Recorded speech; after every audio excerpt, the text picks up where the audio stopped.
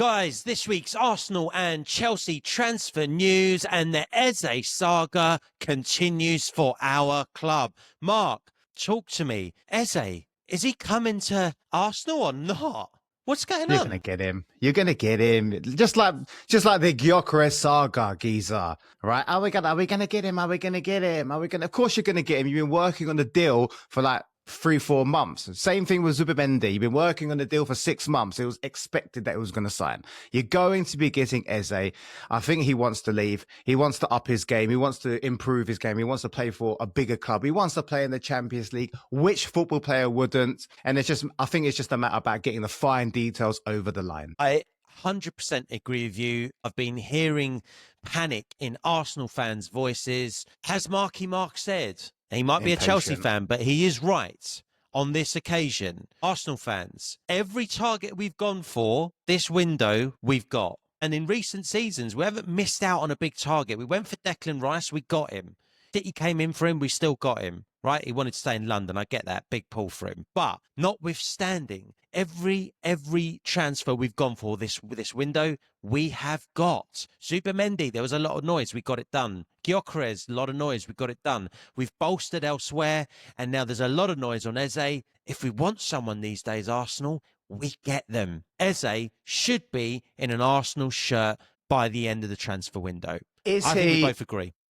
Yeah, is he the missing piece? Is he the striker? Is he the left winger that you want? Is he the left winger that can take Arsenal over the line? It's a great question, Mark. I don't know if he's good, if he's the left winger or if he's the number 10. You see, there's a lot of noise again. Exactly. And there's a lot of noise coming from Arsenal fans again pre-season.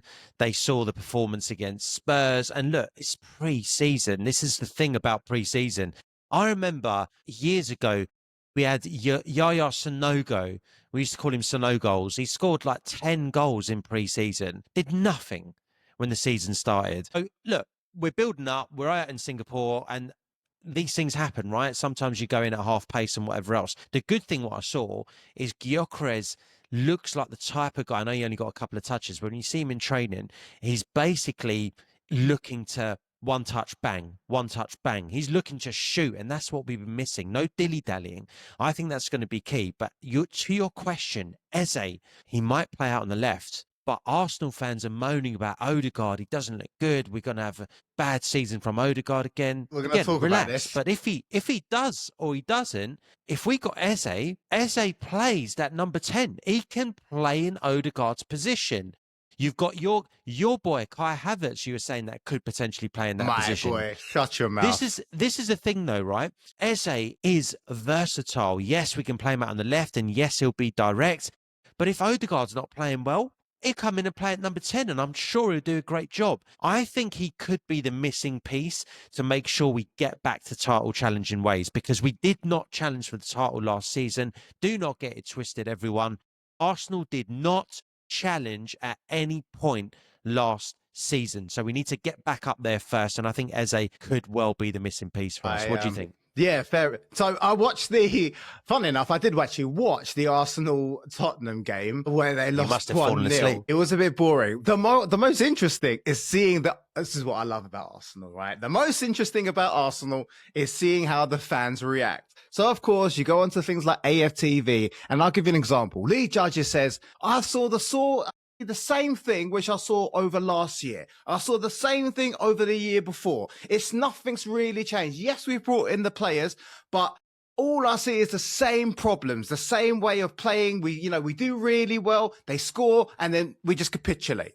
We don't react. We're not proactive either. So what do you think about that? And then you have other ones going, oh, you know what? I saw the same thing, blah, blah, blah, blah. It's like last season, this season, and we need Eze. We need Eze. Eze is the one that's going to transform us. So it looks like some of you Arsenal fans are hoping to get Eze, and he is going to be your fix. He is going to change everything about how you play, about how you're going to finish. Do you agree with that? Is he really that important for you to actually improve? Because you have got Zubimendi, you have got Gyokores, and it looks like some of you Arsenal fans don't think that's good enough.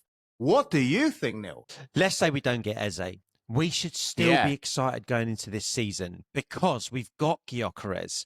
And this is the point. We're going to be playing more direct. We're going to be playing different. Zubimendi will be playing balls through the lines. He will be looking to play forward, not like Partey left and right and back. He'll be looking to play forward. What does that mean for the rest of the team? We push further forward.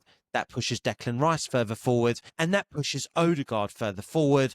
Saka down the wing, and then you've got whoever we're playing on the left. It might be Madueke at this rate, honestly. Martinelli may or may not make it. Now, let's say we don't get Eze. Well, we've still got Gyokores, who's going to be focused towards the goal. He's not Sesko. He's not coming back to play link up with the rest of the team. He's going to be in the box. He wants one touch, bang. Well, Arsenal haven't spent 60 odd million on a guy who's going to be predominantly in the box to not be more direct this season. Whether or not we get Eze, we still should be excited because we are going to be playing differently. Otherwise, Gyokores is going to be completely null and void.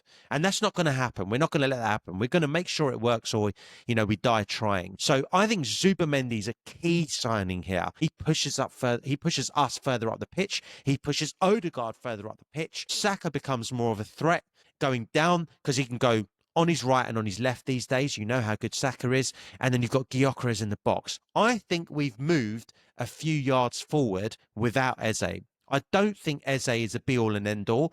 I do think he adds to the puzzle and he is potentially the missing piece. So I would like him. But if we don't get him, Arsenal fans, you should still be excited because we have got a team. Okay. So last season, Arsenal did not challenge for the title, right? Now, this season, if you do not get Eze, let us know, will Arsenal still challenge for the title this season? Because last season you said they didn't. We didn't. And I think we'll be better this season. But a lot of it depends on Isak going to Liverpool. Because I tell you what, if Liverpool go up another level and they add another 10, 15 points, I don't think we'll challenge. We might get to 90 points and that might not be a challenge. Do you see what I'm saying? But I do think we'll be way better because we drew a lot of games last season, Mark. We drew 14 games last season. Those draws, half of them could have been turned into wins with a Gyokores, with a Zubimendi pushing us forward, with an Odegaard playing a lot better. So that's without Eze. So I do think him playing forward balls makes us more direct. Partey made us more predictable. As great a job as Partey did, he made us more predictable, easier to play against. 14 draws, Mark. 14! That's a lot. So, yes, I think we'll be a lot better. Will we challenge, though? Yeah. It might just depend on Liverpool. But right now, I'll say yes. Come on, man. We will challenge. I'll say yes, we will challenge. Have a bit more faith. Have more faith in your team, bro. Come on. We'll challenge. I know you got to be realistic. But they get Isak, and it's just like, whoa, do we give Liverpool the title right now? You can still challenge, Geezer. You can still challenge. It's very interesting that you keep going on about Zubimendi and Arsenal fans. Zubimendi, he's the one. Yes.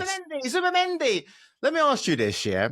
Would you rather have him or Romeo Lavia? Because Romeo Lavia is an actual destroyer. And for us, he is R6 who cuts through the lines better than Caicedo does, in my opinion. I think Caicedo has more of an all-round game, better than Romeo Lavia. But who would you rather have, Romeo Lavia or Zubimendi? Because I know you rate Romeo. I do rate Romeo. I really like Romeo Lavia. And if he was wearing an Arsenal shirt, I'd be hyping him big time. Yeah, I really would. I know you would. You know that for a fact. I know you would.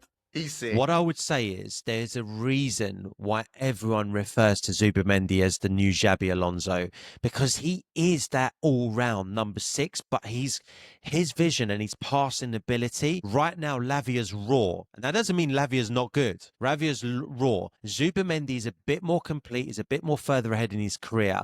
And I like the signing of Zubimendi because I think it really complements the rest of our team. I would say, because he's so intelligent, he may not be the destroyer that Lavia is, but he can win a ball in a different way, and he's deceptively strong. I'm very happy with Zubimendi. I wouldn't swap him for Lavia. Having said that, obviously, if I saw Lavia in red and why You prefer I him would over not be crying. Zubimendi? No, I wouldn't. You'd prefer him over Zubimendi? Yes, you would. Don't put words in my mouth. Come on, bro. No, I'm not putting words in your mouth. I'm just trying to tell you, bro. You know, you just said you'd hype him up. You'd have him over Zubimendi. I would hype him. It's Romeo Lavia. Of course I would. But if you Okay. gave me a choice between the two right now, I'm taking Zubimendi. I think he's the more complete. Okay. I think he's further ahead for what we need. And I love the way he plays the game. And I used to love Xabi Alonso. In that 2009 team, Liverpool, my favourite player wasn't Torres or Gerrard. It was actually Xabi Alonso to watch. He was just an absolute beaut. And I think Zubimendi That's crazy could be talk, mate. Don't compare that. Nah. But Xabi Alonso was. Don't tell me you want to watch. Don't tell me you want to watch. Yeah, but don't tell me you want to watch. You prefer to watch Xabi Alonso over Gerrard. Gerrard was an entertainer, geezer. He actually did it all. He was explosive. He was the Premier League, like the image of the Premier League. Fast, powerful, direct, skillful. Yeah. He was amazing. He couldn't have done it without Xabi Alonso that season. Neither could the rest of the Liverpool team. That ticker, but it depends. Look, it depends what you like. A lot of United fans, they love Paul Scholes, don't they, for similar reasons. So, look, anyway, we're digressing, but back to the original question. Yes, I'll have Zubimendi, and yes, please, I'll have Eze. And if we get Eze, I fancy a title challenge. And even without Eze, I think we should be optimistic, Arsenal fans. That's what I think. I'm so looking forward to next season, Giza. It's going to be something a bit special. I've got a feeling. I've got a feeling. Clubs, both clubs, Giza. I want to see season for both of us. Chelsea finish above Arsenal. Anyways, don't worry about that. Next, we'll come on to that. Right. Obviously, we've got Gyokores signed up, all well and good. Yeah. Thomas Partey has a new club. It looks like he's going to join Villarreal on a 1-year contract whilst all these charges and whatever else go on. Villarreal, happy to give him a 1-year contract. It looks like that has got legs, or it's almost done. Interesting one. Obviously, joining them on free, he's left us, so free to do what he wants to do, but I don't know, Villarreal, are they taking a bit of a risk? It's crazy that he's still, with all these pending charges, I know we've touched on it in previous pods, that clubs are still willing to take the risk on him, not because he's a bad player, because actually, I think it's 31, 32. I still think he'll smash it up wherever he goes, even if he went to another club in the Premier League. I still think he holds huge value. He can add huge value to any big team. But the problem is you're taking a reputation with him wherever he goes. That reputation is he's allegedly been accused of X, Y, and Z. We don't have to go into all the details. And these X, Y, and Z is not going to paint the club he goes to in the best light. In fact, you can imagine if he goes to Villarreal, you can imagine a lot of the Villarreal fans going, hold on, why are we signing this player? He's going to tarnish the club. He's a X, Y, and Z, right? So it is a bit of a gamble. And I honestly think, we have said it before, that until these investigations are resolved, I don't think he should be allowed to go and sign for another team. Because what happens, bro, if he's convicted halfway through the season playing for Villarreal? How will that look? It's on the club.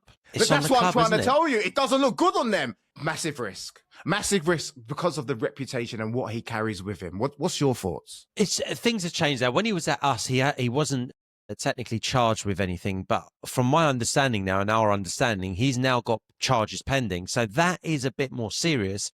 And if I was a club, I wouldn't take the risk. I wouldn't want that cloud hanging over my club. There's so many negatives to it. I don't really see why a club would want to drag that dark cloud over their club. Like, why would you want that negative press? Why would you want to do that, even if he is innocent? Because now he's got charges. That changes the game. It does. So for me, and he was getting stick when he was at us, when these rumours were flying around. Now he's got charges. Whether he's innocent or guilty, you're still dragging a cloud over your club. I wouldn't do it. It wouldn't be my preference. But Villarreal, your club, you guys, you decide. That's up to you, isn't it? You want to take the risk, go for it. Okay, to wrap up the Arsenal news before we go on to Chelsea, because there's a lot to cover on Chelsea, Mark. Trossard potentially leaving and potentially loosely linked to Fenerbahce. That's just come out. Thoughts on that? Stupid from Arsenal. Stupid. Why are you considering getting rid of him? You're already so light on the left. Yeah, what are you going to do? Rely on Martinelli? Are you joking? He is washed. 4 years ago, Loving a bit of Martinelli. You can have a bad season like Odegaard did last season, fair. But you can't have 2 or 3 consecutive bad seasons, effective seasons, right? He's basically a waste of a space. And that's not being mean. When I say waste of a space, you can use it, you can replace him with Trossard. At least Trossard scores goals, has an impact, can play football. This is my opinion. You want to get rid of Trossard? Are you crazy? You get Eze, and then you get someone else on the left. Yeah, you got Madueke. I don't rate Madueke. That's why me and Chelsea fans, take him, 50 million. Of course we're going to take that, right? Maybe I'm wrong. Maybe Chelsea fans are wrong about Madueke. But right now, I think he's too raw and he's too selfish. And I think Arsenal fans and Mikel Arteta will realise that. But don't get rid of Trossard, because if anything, he's still a wicked impact bench player. And that's just my opinion. That's crazy. What's your thoughts? I couldn't agree more in many ways, actually. It gives you something different. He gives you a bit of goal. You look at Martinelli at his best, right? And he's nowhere near his best, and it looks like he's never going to get back there, right? You look at Martinelli, at his best, he's direct. Madueke, direct. Eze, direct. Hard. Gives you a different option. Now, This is not to say that Trossard's leaving us, Mark. It's not to say that, but he is loosely linked with Fenerbahce, and the rumours are, the sounds are that if one of them leaves, it'll be Trossard. Now, that says 2 things to me. That says that you're going to back Martinelli, but it also says that you're confident you're going to get Eze as a potential option to play out on the left, because you don't want to be left too thin. You don't want to be just left with a Madueke and an out-of-form Martinelli. And when we're talking about out-of-form Martinelli, we're talking 2 whole seasons. You know, I've got to be fair. I give Jack Grealish stick, and he's been at City for 3-4 seasons, and I say he's been rubbish. I've got to be fair. Martinelli, 2 seasons in a row, terrible. The season before that, he was our top scorer. We thought he would kick on. He's been terrible. So now you're going to have a similar player in Madueke in terms of going direct, whether you like him or not. Then you got Eze, who's direct. There's room for Trossard. Surely there is a room for Trossard, because you need a player like that in your squad. So I actually agree with you. I think you're bang on the money there. I'm living in 5% hope that Martinelli comes good again, but it really is 5%, Mark, because he needs to leave. It's been 2 seasons, and he hasn't shown up. And I like Trossard, and I think you're right. He does offer something different, and he can put him in the net, and he still scores big goals. You know, let's see what happens. I think we should watch the space on that one. Reece Nelson, Gabriel Jesus, we've got to trim the squad, but at the moment, there's no strong links to them going to any other club at the moment. Gabriel Jesus, we're not sure what's going to happen there, but we've got to clear our decks before we can bring Eze in. The reason why the Eze transfer has taken a period of time, every transfer is different, and some of them are done quick, like whatever, and some of them take a bit of time. And this one's taken time because we need to actually we need to trim the fat. And unfortunately now, Zinchenko, Jesus, Vieira, this is called trimming the fat. Reece Nelson. They're not linked to anyone yet. I'm sure we're working behind the scenes to try and get rid of these guys. And there's also rumours around Jakub Kiwior as well that we can talk about, right? So Kiwior, we've rejected a bid from a Portuguese club just last month. Arteta's come out and said he would love to keep the player and loves Kiwior, but now we've got Mosquera in. Do we need Kiwior? Do we trim the fat with him? You've got Calafiori, who we'll talk about as well. I'm not sure, but these are the guys that we need to offload before we bring Eze in. They're not linked with anyone yet, not in terms of real strong links, but that's where we're at. Get rid of him. Get rid of Kiwior. And you got Mosquera in. I mean, he had a space, Kiwior, last season because Gabriel was injured. I don't think he did the best job covering. Yes, it was mediocre. It was okay. Not up to the standards of Arsenal. That's just my opinion. Maybe Arsenal fans will think differently, but you got Mosquera in. If people want Kiwior, sell him. You need to clear the books. Yeah, you have some other people, Ben White and Calafiori, but it all comes with all their negatives and stuff, you know. So yeah, we'll see. Makes complete sense. And just on that, before we move on to Chelsea, we've had some injury scares in pre-season. Gabriel, one of them, Timber, the other, and then there's also Calafiori as well. But again, Arteta has come out and said he expects all 3 to be fit for the start of the Premier League season, which is in a couple of weeks. Is it a couple of weeks? I think it's actually less than that. It's actually in like 11 days the season starts. I'm so excited. And they should be fit. It's come around quick, Mark. Do you know what I mean? It's come around super quick. But good news for Arsenal fans. Arteta reckons they'll be fit. Gabriel, Calafiori, Timber, all three of them need to have a good season if Arsenal are going to challenge. Right. Yeah. Let's move on to Chelsea and let's kick it off with Jarell Hato. You have signed him. You've got the deal done with Ajax. It's 35.5 million plus add-ons. I think he's due to have his medical, or he might be having a medical right now. He signed. I'm not too sure. He signed. Yep. It's done deal. Add-ons take it on to just over 40 mil. 43. Good decision. Good move. Good signing. Amazing. Yep. There are some major clubs. All the biggest clubs, Real Madrid, Man City, PSG, Bayern Munich, they all expressed an interest in this kid. And as I told you, man, it's clear Chelsea still have a massive pull. A massive pull. People are not just buying into London, they're buying into Clearlake's project. If you hear what people are saying, I like the project. I want to go to Chelsea for the project, right? Signing this kid who was supposed to be the next VVD. Van Dijk. I get it. Oh my God. He's Dutch and, he's tall and he's strong and he's classy. He's this and that. And yeah, rightly so be compared to Van Dijk. Okay. Because he is a monster. He is a destroyer and he's already got caps for the Netherlands team, for the Dutch team. Right. So he already has huge amount of experience. There is no cover for Cucurella at the moment. Who do we have? No one. When Cucurella's injured or whatever, even though he played pretty much every single game last season, when he didn't play, you had to take a right back in the form of Malo Gusto and put him in the left. So Jarell Hato is the perfect signing, right, as an understudy to Cucurella as well as Levi Colwill. Because, of course, he's a Maresca signing, which means he can play in a variety of different positions. He's flexible. So he can also play on the left side of the centre-back. So if Levi Colwill gets a little bit injured, he needs a rest, you've got Jarell Hato to come in. So he's definitely going to have a big part to play in the squad, especially now Chelsea in the Champions League. 43 million. So excited. So happy. I'm really excited to see this kid close up in the Premier League playing for Chelsea. And I think you'll see him this coming season play quite a big part, to be honest with you. Because as you just said, you haven't got the cover. You're going to be playing Champions League and he's versatile. He can play across the back four, bar right back, I think. So I'm sure he could do probably a job there as well. He does look exciting. It'll be interesting to see how he gets on. Speaking of exciting signings, Mark, Xavi Simons is pushing for his Chelsea move and he's upped it. He's actively sending messages that he wants to leave RB Leipzig. Say it with me, Mark. RB Leipzig. RB Leipzig, yeah.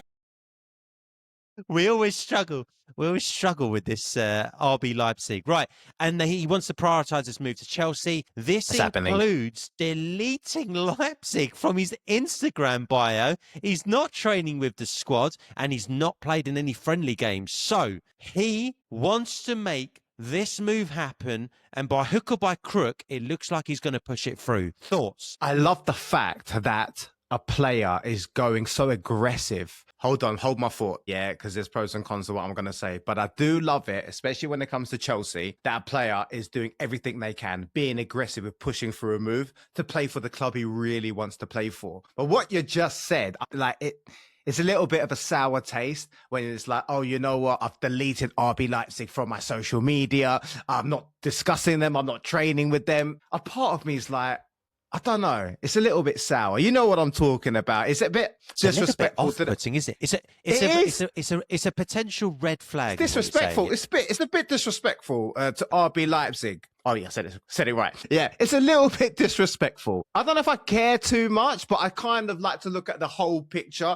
The main thing is he is dying to go to Chelsea, and he's doing all these power plays to make sure it pushes through. When a player wants to come to your club like that and they're doing everything they can, that means they really want to play for the club. They want to play for the badge. I'm looking forward to it. It's still the jury's out on whether we still need him. That's my personal opinion. Yes, there's lots of Chelsea fans going, oh my God, he's going to be a great signing. But we have so many players. Yeah, don't forget, we still have Esteval Willian coming in. He is the one that's going to light up the Premier League. Out of everyone, he is the one player I'm looking at. Where's he going to play? You got Jamie Gittins. You got Neto. I still like Palmer, not as a 10, as a right winger. That's my preference. Even when you have a look at a PSG game when they won the Club World Cup, he had his best game. In what position? The right wing, right? You look at his first season at Chelsea.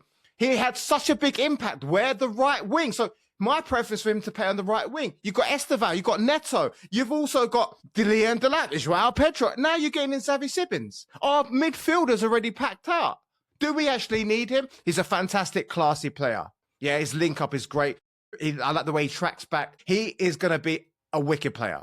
But we have so many wicked players at Chelsea anyways. But he wants to come. He is going to be signing. He's going to be signing. There's more chance of him signing than Eze is signing for Arsenal. Because as you just said, deleted the club's social media. Has Eze done that with Crystal Palace? No. We're going to be signing. The reason why that's taking up a little bit of time because Chelsea are still looking to offload quite a few players. And they really want to balance the book, even though Chelsea really don't need to. So we're going to be getting into the other players that are leaving. Yeah, it looks like he's going to be signing. Not super excited, but I'm glad we're getting more people added to the squad of quality. Well, it's linked directly, and I think you're spot on. It's linked directly to the next bit of news, right? And this is why it's probably going to get accelerated quite quickly. So Tyreek George is expected to leave on a permanent transfer this season. He thinks it's going to be very difficult for him to get game time. Absolutely fair, based on exactly what you've said, the players you've brought in. Yeah. And the strongest link right now is who? RB Leipzig. So, look, I think we're going to see some back and forth here between Chelsea and RB Leipzig. Xavi Simmons coming one way, Tyreek George going the other. I think that's a very, very strong possibility. I think that's probably going to speed up this signing of Xavi Simmons. Thoughts on Tyreek George leaving you, though, Mark? You know what? He's born and bred, and he has Chelsea blood in his veins. Right, he's clear that he loves the club, and he had a good season last season. It was a breakout season. I remember watching halfway through the season in one of the Chelsea shorts. You know, him and Josh Achiopon, they got promoted to the first team, and then you saw the video. The whole first team was clapping like "Welcome to the changing room" and stuff. And I was happy for them. And then he actually got a lot of minutes, especially in the conference league, and he scored some important goals. Even in the Premier League, he scored a vital goal. But totally, he loves Chelsea, but totally understandable with all the major signings, that Chelsea have made. When's he going to have time to play? He needs to leave for his own development. And there's a lot of, it wasn't just like Bundesliga teams, a lot of Premier League teams that were interested in him, but it does look like his most likely destination is going to be in Germany. And I think when he does leave, I wish him the very best because top guy, Tyreek George. I do wish him the best, isn't it? It's a shame. Fair play. Yeah, I think you nailed it there. And look, he's come through and he did well in the Conference League. You're going to wish him well. You're going to bring in Xavi Simmons. Right, next story, Mark. Chelsea are linked to everyone, aren't they? But this one does have legs, dude. Okay. Alejandro. Oh my days, Garnacho. No, I've got a lot to say about this. There's a mutual feeling between Chelsea and Garnacho. The player wants to go to Chelsea and is giving total priority to Chelsea. Personal terms won't be an issue, and Chelsea Agreed. are really convinced to go for Garnacho. This deal is expected. It's imminent. It's gathered a lot of pace. Alejandro, red flag Garnacho. Talk to me, Mark. So Chelsea apparently have done a lot of background checks on Alejandro Garnacho. And Not enough, it seems. Bear that in mind, they've still decided to go and pursue him. And they compare it to Jadon Sancho. Jadon Sancho also had a lot of controversy off the field when he was the season before. And Chelsea had to do a little bit of research, find out exactly why, he was saying all this stuff, why he had a lot of problems with Amorim and Manchester United, and they still signed him. And now look what you had. Last season, he gave it his all. He loved the club. He trained hard. He played well. He turned up on time, right? And he gave everything to Chelsea. Maybe it clearly wasn't enough for Chelsea, right? But they consider Garnacho the same sort of stint. So they've done some background checks. They clearly understand why he reacted out like that. It is childish still. Putting a Marcus Rashford shirt on the back of Aston Villa and wearing it's taking a piss. You're being disrespectful to the club that owns you. Right. So again, a little bit of a red flag. We have discussed this. It looks like he, in personal terms, agreed he's going to be coming to Chelsea. How do I feel about it? I still think that he's childish. He's still a wicked player. He can definitely play ball. He scored some amazing goals for Manchester United. He had some really good games for Manchester United. I think he needs a fresh start. But the fresh start coming to Chelsea, I'm not sold on. I don't think there's enough spots for him. I think he could also be the moany type. Oh my God, I'm not playing on the bench, so I'm going to now bitch and stuff and maybe write some shit on social media. That wouldn't surprise me if he did that. So I still think he'll disrupt the harmony of the team. I think he just looks like a little moody kid, but he can play ball. If we get him, I just don't think we should get him. I mean, you can do the same thing and do the Clear Lake thing and buy him for 20 million because Chelsea are saying, you know what? He wants to come to us. You want to get rid of him. We're not going to pay more than 20 million. 20 million, that's it. If he doesn't want to pay 20 million, if you're not going to accept that, then we don't want him. So it looks like that Manchester United are going to cave. So we're going to have to watch out for that to see actually how much Chelsea buy him because it looks like they will buy him. Not that excited for all the reasons that I've just said, but yeah, another face through the door who can play football. He's a baller. This is the thing, yeah. He's a baller, and because Chelsea make sure that they balance the books well, they make sure that they sell on players for a profit, typically more often than not, although there are some examples like Kepa. Geez, what did you pay for him? 70 million, sold him 5. Yeah. Anyway, you're always going to have those kind of examples, but on the whole, Chelsea do good business. Garnacho, thank you. Garnacho, if you get him for 20 mil, I know he comes with red flags. I know he comes with potential amber flags behind that. But he's a baller. If you spend 20 million on him, I think it could be a risk worth taking. Even though you've got a lot of cover, I think it could be, again, good business by Chelsea because Garnacho causes problems. And not just to clubs lower down the table. Big clubs. He's caused us problems. He causes a lot of the big boys problems. When he's on it, and the key word is when he's on it, he really can cause problems. He causes problems at the Emirates, actually, and I think he was like a toe offside from going 2-1 up. United 2-1 up against us, and in the end, we ended up winning the game 3-1, but that would have won them the game. So, Garnacho, it could be interesting. 20 mil, you're saying?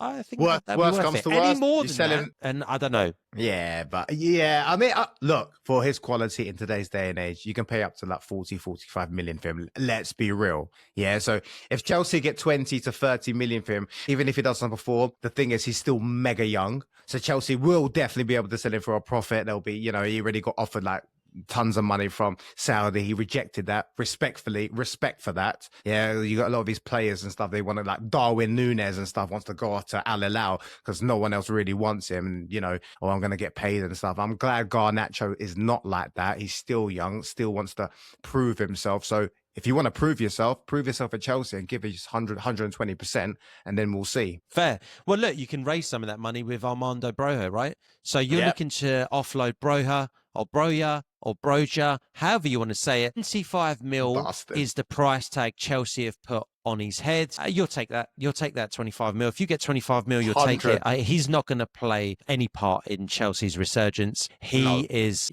surplus to requirements. So he can go. You've already offloaded João Felix as well. How much did you spend for João Felix? Because you've got 44 mil. Oh, 40 mil. We got him from around 40 mil. So we've made a profit on him. Yeah, you're very happy with that. 3-4 mil on top for what you paid for João Felix. He's again not going to play any part and definitely surplus the requirements. So I think if you can do the same thing with Armando Broja, get rid of him. I think. Why can't I say his name? I really struggle with it. Anyway.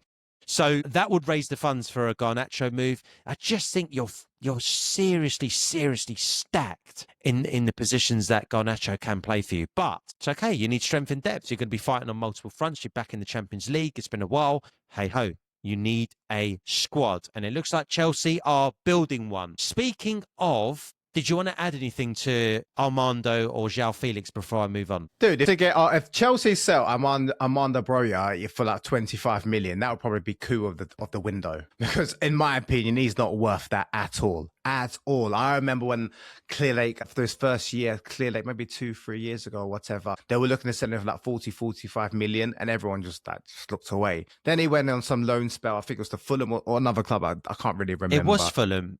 It was Fulham, and he didn't do great, bro. He didn't do great at all. So now they're going to put a 25 million price tag on him. I don't even think that he's Premier League quality. I was just about to say, he's a championship striker, isn't he? Yeah, that's what it is. He's a championship. That's exactly what it is. Yeah, so if we get 25 million for him, hey, hooray. That is just fantastic business. Joao Felix, yeah, we had a proffer on him. I mean, he was going to go to Benfica. In fact, I think he already agreed a deal, and Chelsea were going to pay 50% of his rights or something like that. And then that got put to a halt. And then all of a sudden, he got an offer from Al Hilal, and that looks like it's going through quickly. Already signed. I don't think the transfer is already done, but it should be done this week if it hasn't been already.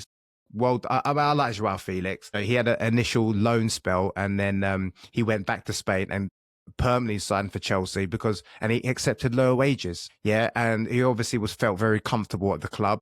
He's not driven totally by money, clearly, and he just wants to play football. I know I just said that, and the guy's going to Al Hilal in Saudi and probably going to get paid billions or whatever it is. So I don't know how true that is, but best of luck to him and best of luck to Amanda Broya. Fair play. Well, whilst you've been saying that, it looks like he's actually going to Burnley. It looks like Armando Broya, a permanent transfer to Burnley is done. They've done a medical, apparently. I don't know if this is correct. Guys, let us know in the comments if we've got this completely wrong, but it looks like he may be going to Burnley, which, hey, you're happy to offload him. He's not going to score any goals against anyone of note, I don't think. I say that, and he'll probably score against us. Hopefully. We'll see. But it looks like that could be happening as well. And then you've got a few more signings going. Yeah, you got a few more outgoings rather than signings coming in. So you'll be talking about marquee going to Sunderland on loan with a buy option. Good move. Potential option to buy there. That would be a good move. Any thoughts on that? Yeah, it's a great move for him. He's not going to get any play time. He's still super young. They purchased him from Barcelona. He's a runner. He's a destroyer. He reminds me of a Tevez, of course, without the goals. I mean, that's the thing. He's young. He's raw. But going for a year, I don't think there is a buyback option. I think it's just a pure loan. Correct me in the comments down below, guys. I could be wrong about that. But he's going to be going to. It's a good move for both the club. Both clubs and for the player. He's going to be getting game time. He's going to be improving. Let's see how much he develops next year. And then if he develops enough, he'll be able to come back the following year into Chelsea's squad. And then let's see what happens. But good signing all year, all parties round. Fair play. Someone who will not be improving anytime soon and ever again in his career, Raheem Sterling. When are you going to offload this guy? Soon. He's going to be coming your ways. Not your club's way, but Fulham's way. And so obviously it's clear that he wants to stay in London. And we've already discussed this, I think, previously in the previous podcast. Chelsea are going to pay his wages. It comes to 20 million. And Fulham are potentially going to pay Chelsea 20 million. So Chelsea are going to break even. And that's it. At least he's off our books. And he is the last remaining soldier on mega wages, because that 300k a week, he does not justify that at all. It looks like, yeah, I mean, even for, not even half, Geezer, because even for Arsenal, another one of Arteta's great decisions to sign, oh my God, I can get the best out of Raheem Sterling. Bro, he didn't even use him. You saw what he did in training and you was not impressed, and you knew you made a big mistake. But anyways, you already know that. I know you agree on that. He seems like a nice guy, Raheem, right? I don't know, he's just falling off a cliff. I have no idea what's happening with him. He's not worth 300k a week. He's not even worth 100k a week. I'll put him at 40k a week. Hopefully, let's see how much does he want to stay in London, because I know he's going to have to take a sizable decrease in his current wages, whichever club he goes to. So anyways, as I said, he's a good guy. He seems like a good guy. Best of luck to Raheem Sterling. Go. Fair enough. Looks like a bellend to me. But anyway, Christopher Nkunku has to go and will go this summer. And Nkunku's someone else you're going to offload. We spoke about him briefly before. Don't need to spend too much time on him, but I don't think you'd be overly bothered whether he stays or goes, or whether he goes. Well, look how many players we've got up front, Geezer. And look how well he performed in the Chelsea shirt since he signed. Not really well. He's not going to have any game time at Chelsea.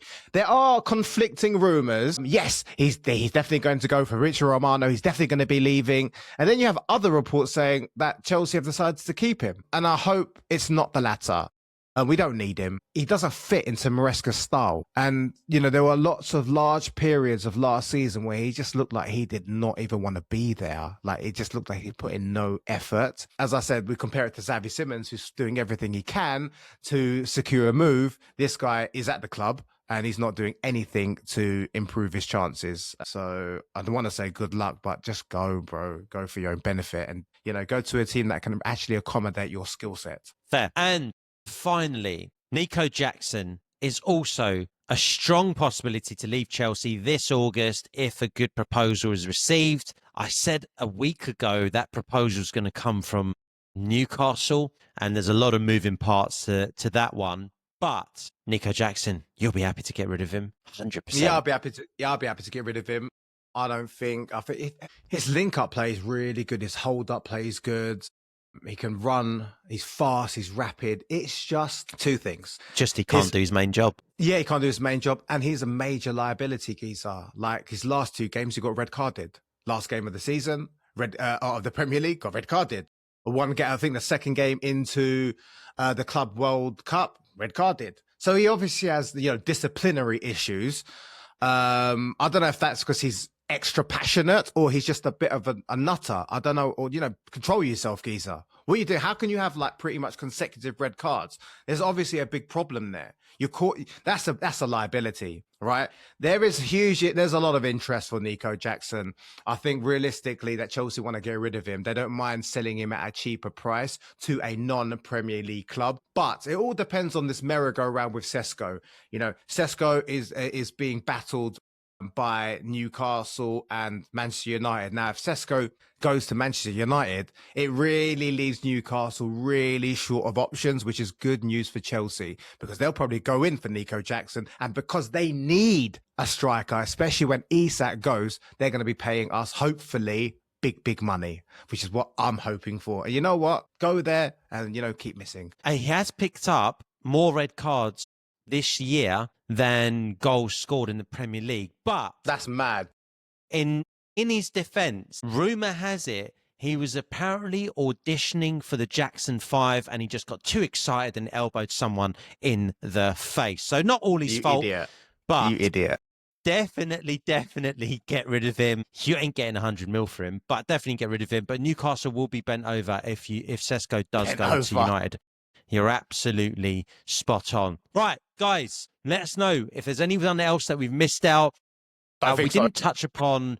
no, I think we've covered absolutely everything there. So let us know your thoughts. We want to know what you think in the comments. Mark, bring us home. Guys, if you want to see more of our content, click this video right here and we'll see you on the next one. Peace, guys. Peace.